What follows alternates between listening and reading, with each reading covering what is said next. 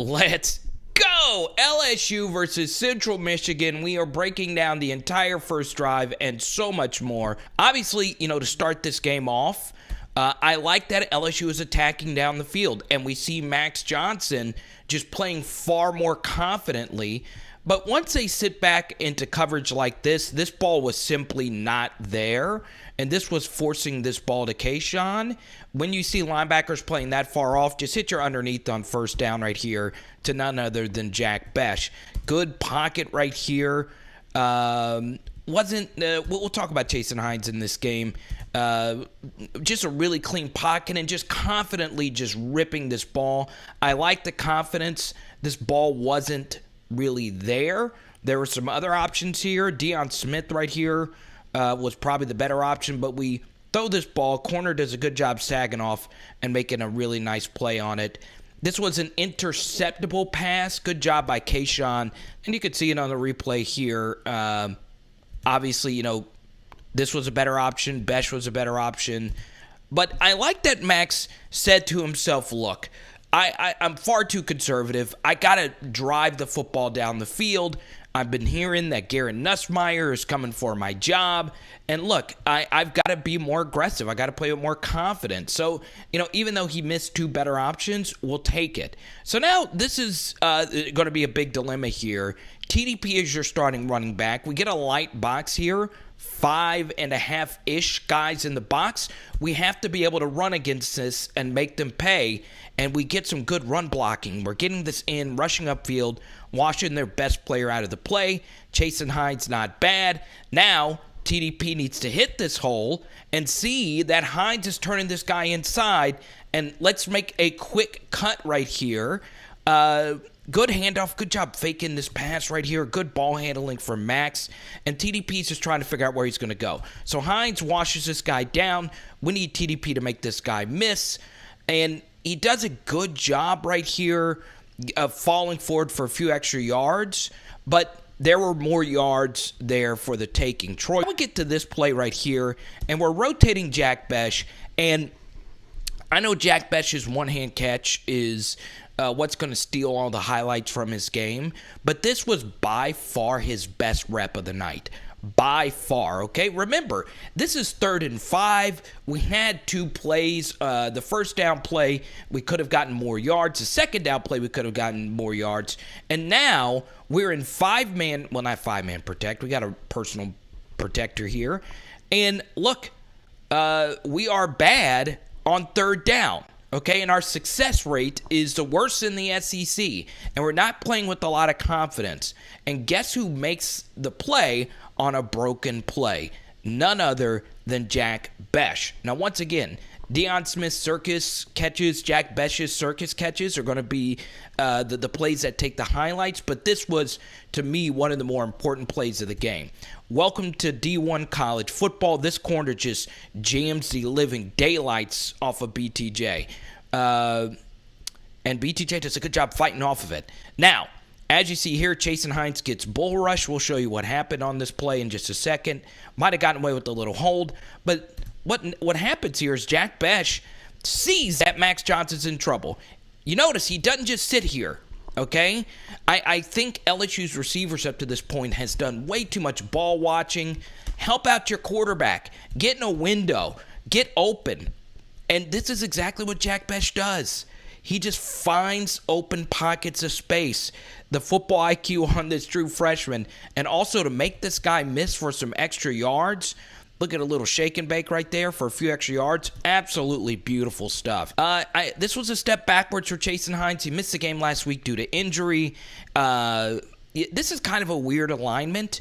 This is a wide 3 technique. So normally a 3 tech is going to be on your outside shoulder. This is kind of like just 2 defensive ends. But this tackle is going head up on Jason Hines. And what happens here is, yes, Jason Hines is already getting bull rushed, but because Liam has given up just a little bit of pressure, he actually takes Jason Hines' leg out from under him, and we get away with the hold there. So we get a little lucky. LSU got away with the hold against Ole Miss, very similar to this, and Max actually ended up throwing a pick on it against Ole Miss whenever Ed Ingram was actually bull rushed. This was a really good ball, though. And this was, once again, just really good wide receiver play. Absolutely huge, okay? Play action fake. Let's get Kayshon going quickly. Really good play here on first down. Now we just need Kayshon to make this guy miss, and he doesn't, okay? Kidding. Did you really think Kayshon wasn't going to make that guy miss? Good job getting the football out quickly. And notice the tempo. We're playing faster, which is obviously a really good thing. All right, so now we get here to the second down play. This is unbelievable stuff. So now, Jack Bech, once again, we're showing them a run look. And guess what? We get exactly what we want again. And I'm going to talk a little bit more about this. Good job by Jake. Good read right here by Max. He sees that this guy is coming. This might have been an RPO. So if he sees that guy coming, let's throw this football out quickly, and let's make the safety miss. Kayshon, you got to make the safety miss. Good open field tackle. Read. We want Kayshon man-to-man to get to safety. Now we get to the second down play. We got Jack Bech motioning again. Max Johnson brought this up in the postgame that this eye candy motion is obviously something that LSU wanted to get going early on. So we get this motion here, and look at the movement we're getting. Good job chasing Hines, washing this guy out. And now we need TDP to do something special here. But no, we whiff. Bad whiff right here by Deculus and Ingram. And actually, TDP did a lot more with this than what he probably should have. Okay, so Hines is washing out this double. And now we have Liam Shanahan and Ed Ingram. Good job right here by Xavier Hill to get play side of this defensive tackle. Notice he gets his inside shoulder. We get him sealed. Now, we just need these two guys to block this one guy. And guess what? We whiff it. They both missed this, okay? Once again, I know we want to get Corey Kiner on the field instead of TDP, and Kiner right now is playing better, but this is inexcusable to miss this block right here, because if we get this block, just a little bit of a clean block right here, we have TDP man-to-man against a safety for a touchdown. So once again, that's just not good run blocking right there. It was a good start. It was a good fire-off, but our two most experienced guys have got to make that block. It's good seeing some shots of Jake Peets and Durante Jones with DJ Mangus in the booth right here. Okay? So now we get to this play, 3rd and 7. Okay?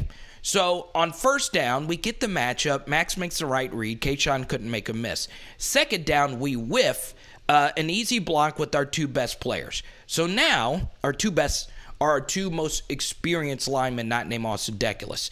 Now we get to here on 3rd and 7. Okay? And who do we go to? Well, of course we go to Jack freaking Bech. Of course we go to Jack freaking Bech. Let's go. Good job by Max. Good pocket. Very smart quarterback play right here. And Jack Bech picks up a really nice first down right here. Look at this chip. Look at how physical this is. All right? Boom. Look at that. Look at that. And one really interesting thing is Jack Bech said he's really grown into this hybrid tight end role. And look, he even said growing up, I was always a receiver. I never had to block. But he said he's taking blocking day by day and working on his craft. Man, his blocking has been really, really good. Outside of, one leg whip he got away with against McNeese State, even then on that play, he blocked really well. Overall, he is just freaking killing it right now. So we get 2 third down conversions thanks to Jack Bech. Honestly, he made both of those plays. And obviously, Max making some good throws. But those are underneath throws. We need you to make those reads and not force it. And that's really good stuff. And because of that, we were able to take a shot on first down. Once again, the analytically smart play is to take shots on first down. Okay? Good pass protection, and the best thing about this Deion Smith catch isn't just the catch. This was SportsCenter top 10. He had a better catch later in the game. Just look at how clean this catch is. You'll get another angle in just a second. Notice how clean. Look at the body control. We get a little bit of a cleaner game copy here. So look at the protection here, and we're picking up these games. We have TDP helping out. This is just excellent stuff, okay? And then Max just throws this ball up here, clean pocket. We're running all deep routes. And the first thing here, look at Deion Smith. This is a big improvement based on his go routes that we've seen from other games. He's run them too close to the sideline. Now he's given himself more room to operate, and it makes it harder for this corner to cover this. But here's the thing. This coverage wasn't bad. This was just a dude cleanly plucking this ball. Look at how clean that is. And I want you just to see, okay, notice no movement. It was as if he was just by himself catching this ball in the air. Like if he was just going through warm-ups. He's got the visor. He's got the single-digit jersey number. And if you wear a single digit, you know my policy on this, guys. You got to make plays. We got Mike back here cooking with grease. Let's go. I think this is WBRZ. Let's see who else we got over here. Anyway, just look at how clean this is. Look at that. Deion Smith. This man has a family. Oh, man. And this is what I'm talking about. Don't just watch if someone makes a play. See how they make the play. That was easy. Easy. Averaging 34.5 points per game. They put it on Missouri. And obviously, Andre Anthony, we need him to get healthy. He defeats this chip, but obviously the play right here is made by Derek Stingley. Coming down hard and boom! Not targeting, leading with the shoulder, putting the shoulder right on the ball, and obviously the scoop and score is great. This is obviously some really good stuff right here from LSU, okay? You don't want to commit penalties whenever you're in this situation. So good job, no blindside blocks. Let Andre Anthony make this quarterback miss. Good stuff, and we are rolling this in for a touchdown. Good to see Andre Anthony get his shine. Once again, his health is going to be very key because he has been by far LSU's best defensive end.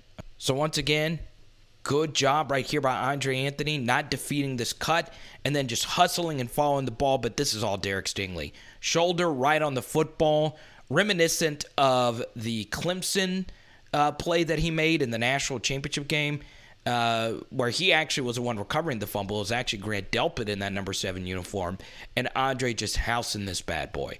So we pick it up here on the 2nd and 10. I still am a little worried about numbers in the box going up against better teams. So look, we got 1, 2, 3, 4, 5, 6, 7, 8 guys in the box to stop this pitch, and we're already getting sealed off by these 2 DTs right here. But because we read this play so well, the linebacker read is just so much better here. They immediately see pulling guards, and they're automatically filling this B gap. Okay? Once again, Evans had a good game overall. This was not great right here, but good job being aggressive right here and just stepping up and filling right there. With the way Mason and Roy are playing right now, once again, you want to just let them do what they can do, right? So we get a swim move to the inside right here by Roy, and he's making this guy miss. And the reason why this pressure was so key, we actually green dog right here. So what a green dog basically is a delayed blitz. So because we have a QB spy and we know that they can't run, once Damon Clark sees that this quarterback is sitting in the pocket, he is our layer, okay? So that's a really tough block for any offensive lineman to make. But the guy who actually makes this play here is Jaquelin Roy, right? He doesn't get credit for the sack here or the pressure, but it was actually Jaquelin Roy who got it, and we were able to get an interception out of it, okay? Good job by Major Burns reading the passing angle, but that's a pretty easy read to make because the quarterback was staring down that receiver. Good return right here by Major Burns. So you're probably watching this play and you're like, God, Carter, you're spending a lot of time on this play. It was an interception. It was good, right? If you're a pocket quarterback, you have to be able to read a defense, and he did nothing to see that we had a linebacker line up on a wide receiver. And notice at the snap of the ball, our communication is way off, okay? So this is the first bad thing about this play. We're playing 2 high safety and we're playing 2 man under, okay? So man-to-man coverage across the board with 2 deep safeties, okay? 2 man under is fine except when you play Mississippi State next week, which was a team last year that we stuck with 2-man under, and they killed us with crossing routes, okay? So Jacob Sherman pre-snap should have seen that the linebacker was lined up on a wide receiver, and the easy read on a 3rd and 12 is the drag route underneath. But you notice he keyed in on this guy against Derek Stingley with safety help over the top. Obviously, Jaquelin Roy's pressure does speed up this process. But you notice if he just throws the football right here, this is a first down and it's going for a lot of yards, okay? So yeah, Cam Lewis would have been back there to make an interesting tackle. Where is Cam? He's really deep then. Goodness. Let me see. That's, once again, it's hard with all 22. And Major Burns makes a good read. This is obviously Sting right here. Cam, maybe Cam was covering that drag and we didn't see it. Okay, but either way, Mike Leach is going to see this and say, okay, they're still going to try and cover backers with drag routes. Okay, we'll take it all day. So this was obviously the easy throw to make, and that's just too easy of a throw. And Will Rogers, who's a better quarterback than Jacob Sherman, will be able to make that throw. Okay, so this is obviously a little cause for concern. Once again, interception great, pressure great, but all our other guys actually got blocked pretty well. Okay, so that's the first thing. Understand that just because this defense worked doesn't mean that it's absolutely going to work against Mississippi State. And look, the 2-man under is not the worst defense to run if you trust Micah Baskerville to make an open field tackle quickly. The issue, though, is that it was some miscommunication right here. And Derek Stingley talked about communication in the post-game press conference, and it was good to actually see Sting make the post-game presser. Now, this is the bigger issue, okay? That's coverage, that's scheme, that's stuff that hopefully we could be able to fix.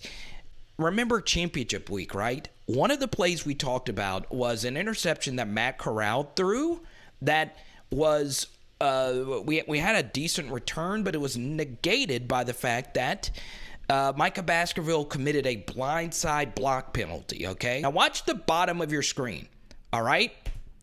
First thing is Jaquelin Roy, after the pressure, he forces the interception, and he then makes a very smart move not to blow this guy up. You notice he just runs and gets play side of this guy and blocks him. That is perfectly legal. Okay, you're just sprinting into a space. Now, he could have ended this guy's life, but he didn't. However, Mason Smith ended this offensive lineman's life right here on a vicious blindside block, and he knew it. I think he knew it. Well, he might have been staring him down. You just can't do that. And I want to talk about Max Johnson here. Obviously, it's 3rd and 23. You're simply just not going to get this. It's just not going to happen. What we want to do, though, is mitigate disasters. Actually drop an end off in coverage, and this is a 3-man rush, okay? Even if that is the case and you see a QB spy, it's better to just step up into the pocket instead of just running backwards like this, okay? This is Max versus UCLA type of play. And, you know, once again, good finish right there by Shanahan. But step up into this pocket and deliver a ball to Jack Bech, scramble and get a few yards and make it a manageable 4th down. Not a manageable 4th down, but a puntable 4th down. But instead we're doing these whirling derbyshires, and we're lucky to avoid a sack here.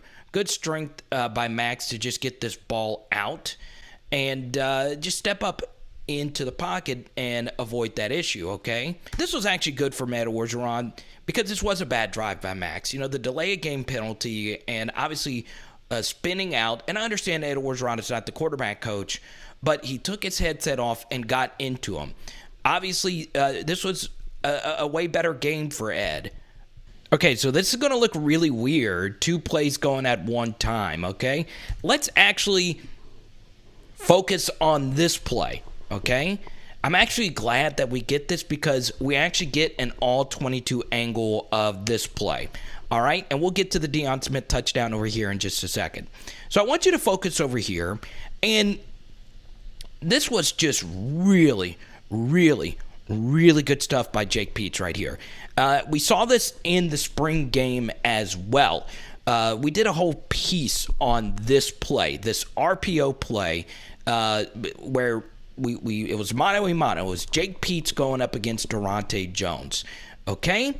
And the one thing, once again, this is why I really like having Jack Bech on the field, because I like to call this 10.5 personnel, right? It's a hybrid tight end personnel. You can't really do this with Cole Taylor as a tight end, right? So Jack Bech is essentially a slot wide receiver here, and all we're doing is RPOing this player. Now, if you're a Central Michigan fan and you just happen to be watching this, this just simply doesn't make sense, okay? LSU has not proven to run the football. Our run blocking up to this point has not been good, okay? So you want this player, you want them to force to run on you, even if it is just a 5-man box, okay? But instead, guess what? Max Johnson sees pre-snap that right here, this guy is way too close. Now, you didn't get to see this pre-snap, but what LSU does is they actually widen the splits of the wide receivers just a little bit before the snap, okay? I think they did it on this play. So, because the split is so wide, Max Johnson doesn't even need to read right here. He doesn't even really, it's an easier read, okay? Unless this guy would have just bailed out at the snap. Max knows that Jack Bech, who is just an incredible route runner, has incredible get-offs, is going to run and get into space quick and turn quick, okay? Now, if I was Central Michigan's defense, good RPO read, pitch and catch. LSU did this all night long, too. And it's not great defensive coaching either, okay? So we throw it here, and obviously we pick up some good yardage. So now it's kind of weird because now we get the full angle of this play. All right, so let's take it from the snap. This is going to be such a weird edit. Good pass protection. Good stuff. This is good all around. Austin Deculus had a really good game, and he was going up against a really good defensive end. Once again, they bring a blitz here, and this is just easy. Max Johnson likes Deion Smith man-to-man. This time, Deion gets inside of this wide receiver on his release. And look at this separation, baby. Look at that. Once again, you would want that ball, okay? You want this ball to be thrown out there. It is a little underthrown, okay? So Max Johnson, once again, his thing is not throwing deep passes. We want this ball out there to where he's not waiting for it. This catch kind of reminded me of Burrow and Chase versus Terrell, where the ball was just, once again, it's a good ball, but look at Deion Smith's body positioning here. He does a good job getting his body in between the corner and the receiver to where the corner couldn't even reach in to make a play on the ball. That's well done. And a good finish right there by Deion. Easy walk.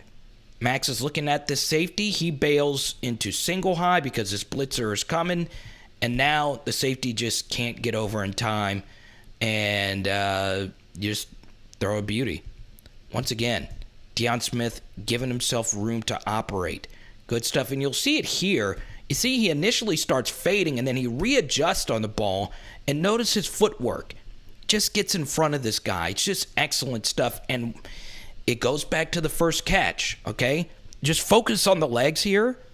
A lot of receivers would have been tripped up right there. Just amazing balance. I mean, that's just ridiculous wide receiver play right there. And was able to hold on to it right there, just snagging it. So this is a bomb touchdown right here. They get good protection. We get BJ coming out of a 2-point here. And Derek Stingley was asked about this. He didn't provide specificity. He just said it was a communication error and we are going to get it fixed. Now, Unlike other teams make their coordinators available to the media. So Clemson's coordinators speak to the media, Missouri's coordinators speak to the media, so on and so on. So obviously this isn't really even a good question for Ed Orgeron to answer, because obviously coverage is not his job. This would be the only person that could really answer this is Durante Jones or an actual member of the secondary, or Corey Raymond or someone like that. Okay. All right. So we do get this, and Jordan Rodgers, once again, he's an actual quarterback. He knows way more about this stuff than I do. Believes that LSU was in quarter half, and that this was actually on Major Burns. Okay. So once again, Jacob Sirmon is this is my biggest concern about LSU's defense against all these great quarterbacks, is when you don't get home with your pass rush, because your defense is so easy to read pre-snap, you're going to be able to obviously figure out what to do with the football.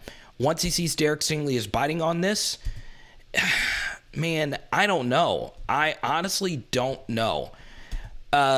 If this was just straight quarters coverage, that means that this corner has this deep fourth, this safety has this deep fourth, this safety has this center fourth right here, and this hash of the fourth, and then Stingley has this right here.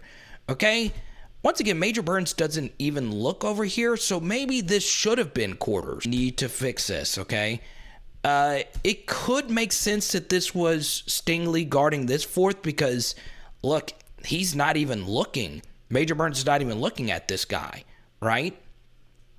And it would make sense because Sting is obviously trying to get a pick six here.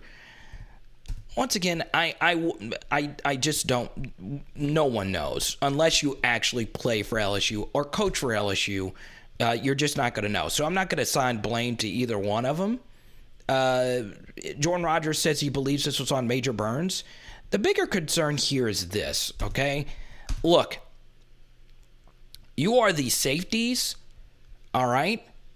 If he catches this, I believe this is like a tight end type of player, okay? We need you sprinting and chasing this guy down. Ironically, this was something Grant Delpit was really good at, okay? When there was a play, Grant Delpit was so good at chasing this guy down and forcing an out of bounds right here and forcing him to actually score.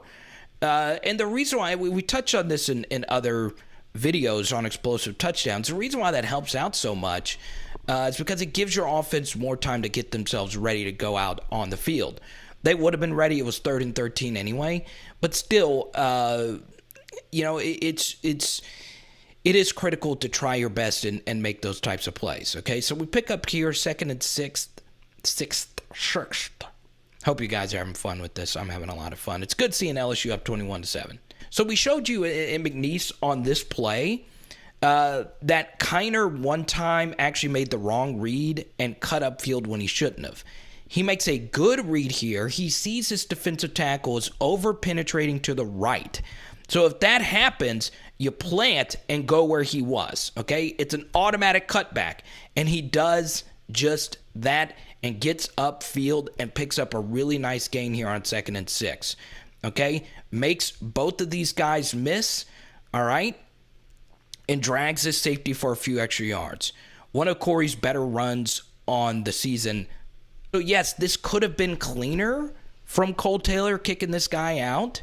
This is still really good. This is a lot better from Cole. Physical, I like it. All right, good stuff. Good stuff.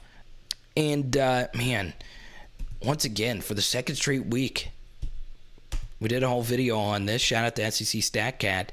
LSU is taking some plays out of the Kansas City Chiefs playbook. This is normally Mahomes. This is normally Tyreek Hill.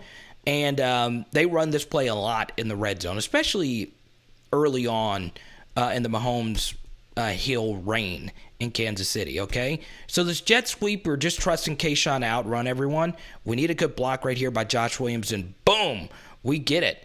We know Kayshon's going to outrun a linebacker in this situation. He does. Only thing here is Deion did get a good block. Kayshon did kind of let up here. Okay, so we get the jet sweep here.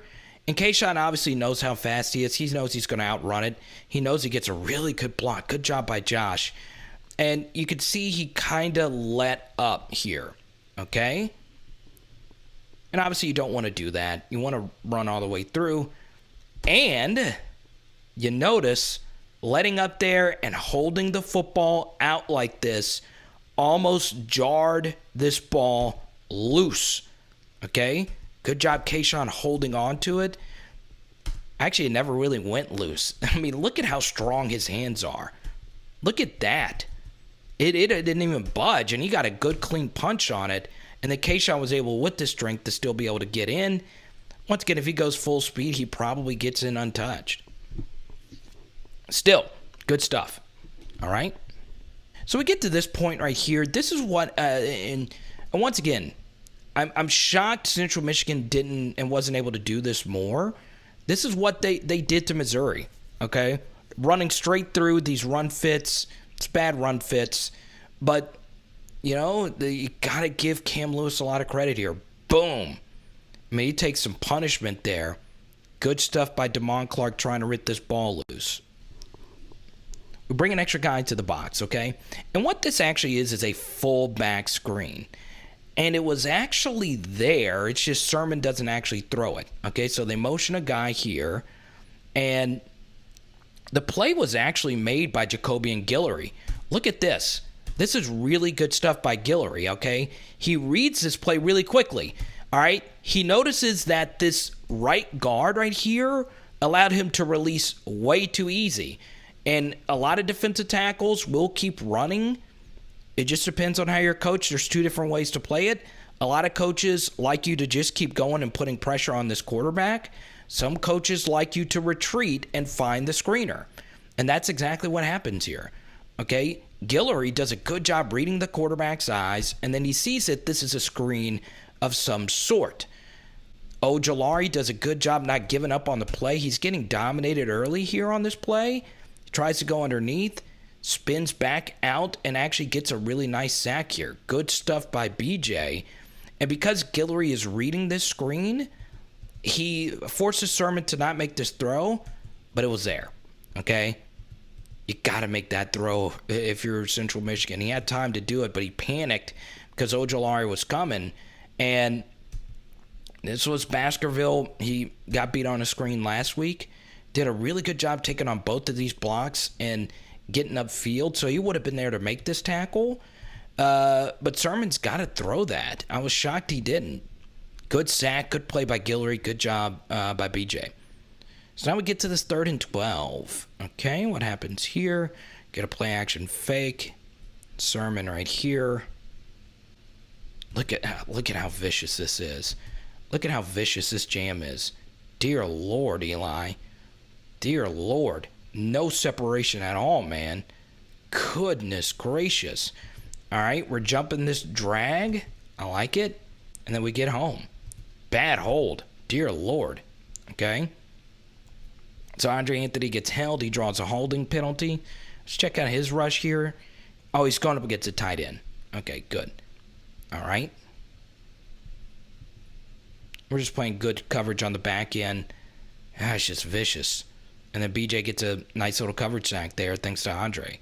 So Jake Pizza's like, okay, look, if you keep bringing this inside backer close, we're just going to RPO the heck out of you, right? So that is exactly what happens here again. So Max has an easy read to make here, okay? It's easy. This guy's just way too close, and he knows that he can't get out to Jack Bech and make this play, okay? So Max, this is easy. You see, it's not even really a fake. This is just good offense, okay? Bad defensive philosophy. LSU cannot run the ball. Force them to run the ball on 5-man boxes and then go from there. If we're LSU, we want that all day. If that guy is so close, widen our wide receiver splits out and just play pitch and catch. And the good thing is when you get Jack Bech the football, he's also really good after the catch. He's just dragging dudes. Jordan Rogers has tried to draw this play up, and for the second time, we get dual graphics, okay? Now, you're probably like, okay, that's whatever. That's actually a good thing, because what that tells you is LSU is legit running tempo to the point where the the ESPN graphics team doesn't have time. Angles, and now we get to see this play on the right, all right? So we're going tempo, and Max Johnson throws a deep ball, and BTJ is getting in on the action. Look at the hand fighting right here, okay? This is really good stuff from BTJ, okay? Experienced wide receivers, hand fighting. That's a really good play by a true freshman. Not the best ball by Max. BTJ had to wait on it, but when you actually watch the replay, you see that this was actually really good quarterbacking from Max, okay? Now, why is that the case, all right? Because Xavier Hill gets bull rushed to the high heavens here, okay? Max doesn't have a clean pocket. In fact, his plant foot is getting kicked out right here, okay? And he throws a bomb, all right? So, yes, you do have to question Max's arm strength, but just not there. The fact that he even got enough on that ball while, Xavier Hill got bull rushed is pretty daggum impressive. So 19 and 24, 263 TDs. He's in rhythm. And now we get Jack Bech on this filthy touchdown catch. You're going to put a safety on Jack Bech? You're going to put a safety on Jack Bech in this economy in the year of our Lord? Are you kidding me? You're really going to do this? This guy is like going nuts. This guy is going nuts. Everybody's going nuts. Look at everybody's reaction. This kid's like, oh my God. Everybody's like, oh my goodness gracious, that just happened. I mean, really, what can this guy not do? Flex on him, Jack. Flex on him, baby. Let's go. Looking at the future. Let's go, baby. Let's go. He's got the Alvin Kamara wrist tape, rocking that number 80, baby. That Jarvis Landry. Nancy's acting like, okay, no big deal. He's like, she was like, that's nothing. Look at this. I mean, my God. Jack Bech talked about this catch in the post game. I mean, my goodness gracious. That is just filthiness. Oh, man. I'm actually going to give you a little bit of bonus. I didn't tease this at all. I do have a little bit of commentary on special teams. We normally don't talk about it a whole lot on the film studies. Obviously, Cade York is still balling out. He only had to kick extra points in this game. Punt coverage has been good. I do have one minor critique, though, in the return game. I saw Kayshon BOUTTE was returning kicks. After the first throw in the game, Kayshon actually got banged up. I think that's also part of the reason why he wasn't going full speed on that jet sweep. I do think Kayshon was playing through injury. This is a guy who's starting to play a lot of snaps, and those things can catch up on you. I would like to see Kayshon taking off a kickoff return. Look, it's so unnecessary. If we lose him, our season is not looking great. And I know a lot of you are really high on these freshman wide receivers, as am I. But you guys saw what happened with Jalen Waddle last year, right? Now, that didn't affect Bama's offense at all because they had experienced weapons like Najee Harris and, of course, that Devonta Smith guy. So, punt return, we did have a silly block in the back. It was by a first-year Tiger, Pig Cage. I like Pig a lot. He's going to be a really good special teamer, an occasional nickel for this team. But overall, I think Coy Moore has made some questionable decisions as far as when to actually return punt. This is why this is very important, okay? You saw our comment down below question. Do you believe Max Johnson is still the QB1 of this team?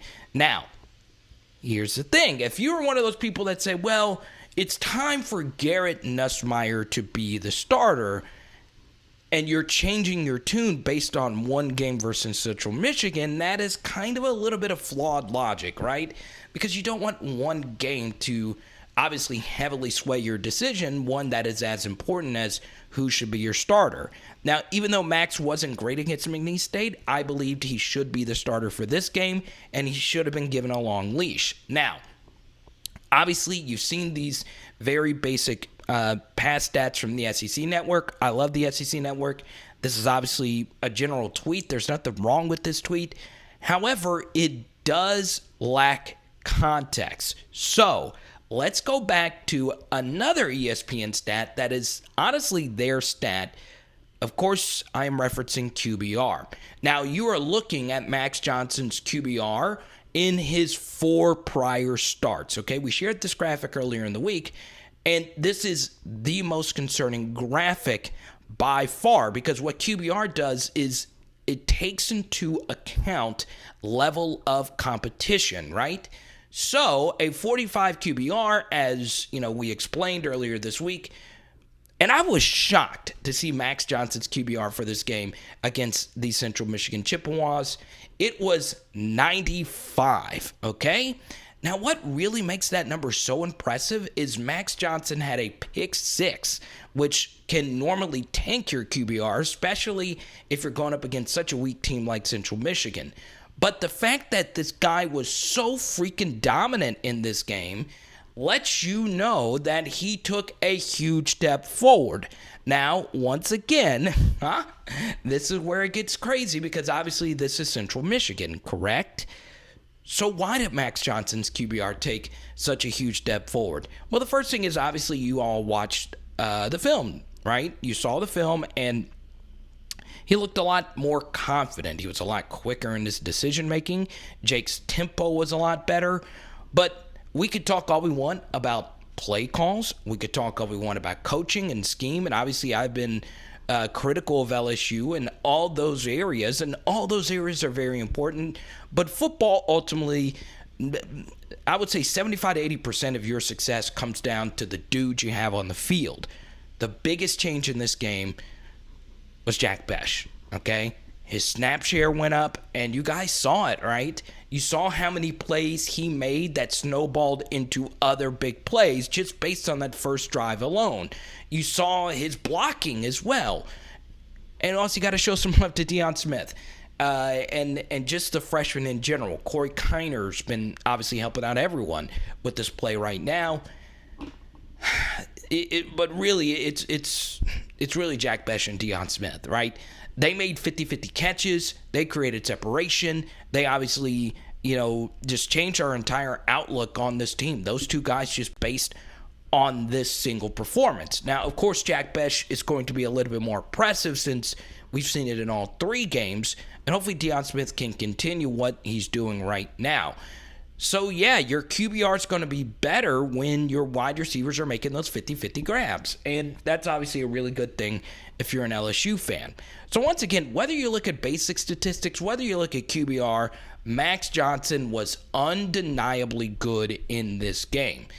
Now, can he put it together against Mississippi State? We'll see.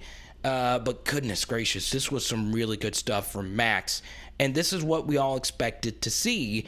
And a lot of you are asking, well, what happened, after the Florida game? And look, that's great. But really, this was his best performance, right? It looked like he really did turn a page. But I'm not ready to say he is the quarterback that's going to lead us to a college football playoff, because this was just Central Michigan. But that 95 QBR is so key, because guess what? Joe Burrow averaged a 95 QBR his Heisman Trophy season. So Max Johnson's highest QBR, which was obviously, he's never even touched the 70s. This obviously could be an outlier performance, but at the very least, it showed us that he does have this ceiling, which is obviously really good as well.